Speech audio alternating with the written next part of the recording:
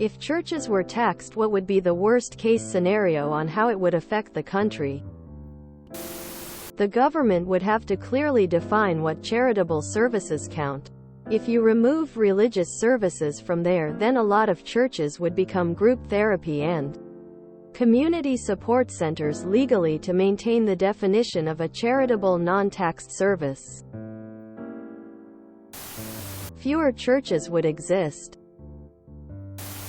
Rural churches in low-income areas that provide services to those low-income people, including food banks, hot meals, and shelters, will not have the margin to pay the taxes. National charities are often located only in large cities. Mega churches will be fine.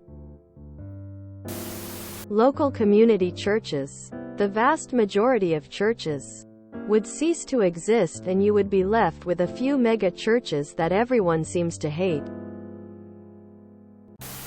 They'd be likely to become more politically involved since they'd no longer have their non-profit statutes preventing them from participating in partisan politics. The tax exemption was a way to get the churches out of politics. People often forget this when discussing taxing them. Churches and all other religious institutions would then become political stakeholders. Right now, the government doesn't tax them in exchange for them not getting directly involved in politics. Once they are taxed, that arrangement ends and churches can openly donate to politicians, fund political ads, etc. There's also the issue of regulatory capture. Let's say there's a large wealthy church in town and a very small synagogue.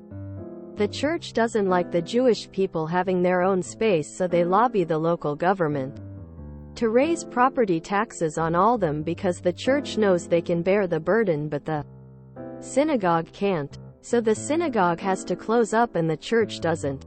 All of this would be perfectly legal because the church is allowed to lobby and campaign since it is now a tax-paying institution. Ironically, the churches most able to survive the burden of taxation are the ones that Reddit hates the most, like Joel Osteen and his church. The worst-case scenario is that most churches would go under with their shrinking pool of older, frequently poorer people. The bad part comes when they join the few megachurches that remain, and those pastors gain even more power, including political power. All the actual churches that operate as non-profits and help the community would lose a lot of outreach and possibly have to stop services. You would see the near death of the community and small-town church.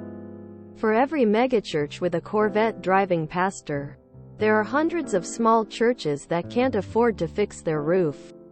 Most people who post this tend to associate religion with Republican politics because of the Corvette driving megachurch pastors. But this isn't really true. How does this affect the country? The small churches in black communities are where the civil rights movement began and rather often where the real work of social activism happens. Sorry, college liberals. Those parishioners are the boots on the street in the poorest communities advocating change.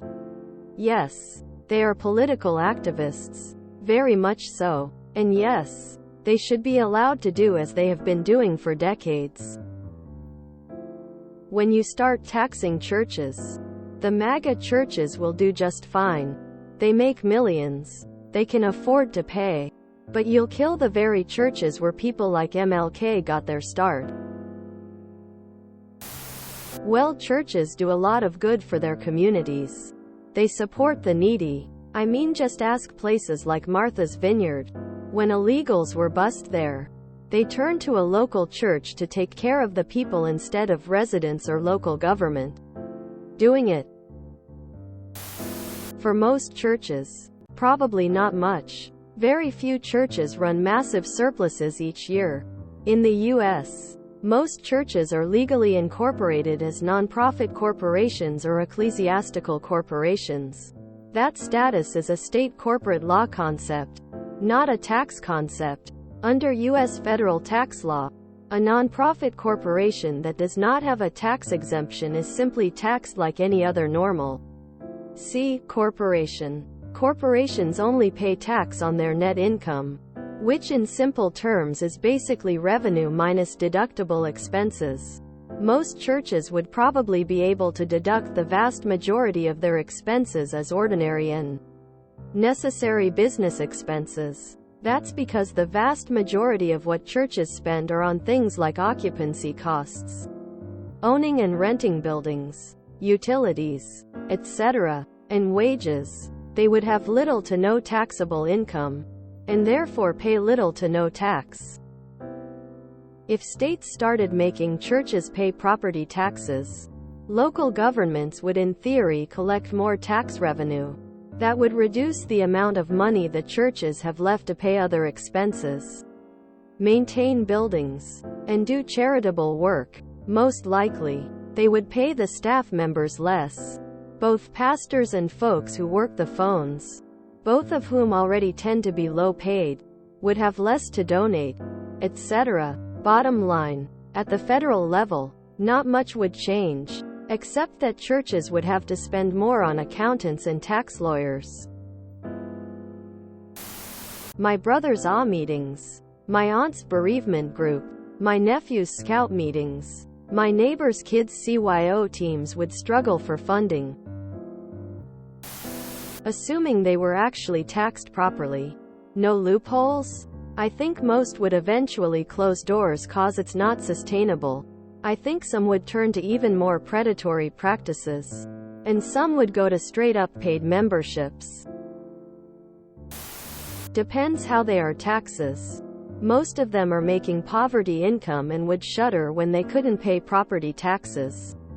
I imagine the remaining ones would be more commercialized, designed to spend more time bilking grandma and more time on lowest common denominator rabble, rousing as that generates the most income.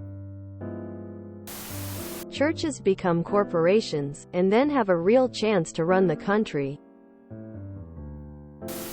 Church leaders pushing extra hard on their congregation to oppose the new direction of government, leading to political unrest and eventually a successful coup d'etat on the federal government, to be replaced by a religious autocracy who then enacts policies that strongly violate human rights against its people and neighboring peoples, culminating in an international conflict wherein the new leader of the United States initiates a nuclear war that ends in the total destruction of Earth's ecology, destroying all current human civilization and leading to the gradual extinction of the remaining human population. Some koalas die too.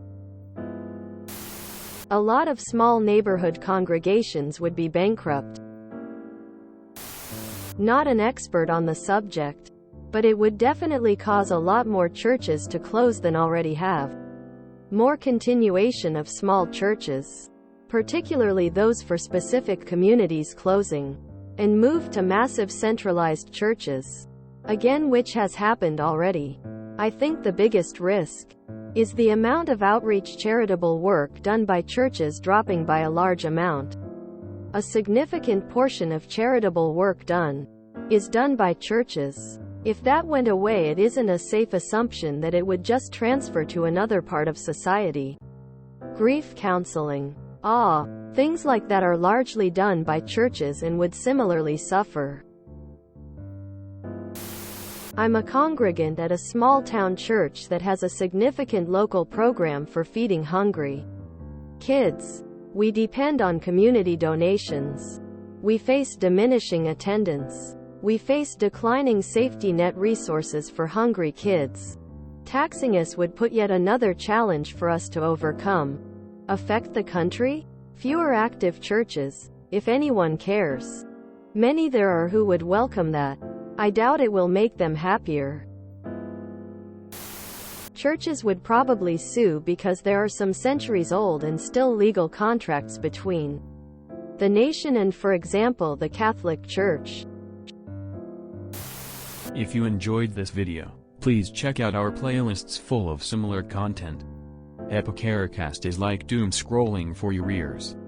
Please like, share, and subscribe.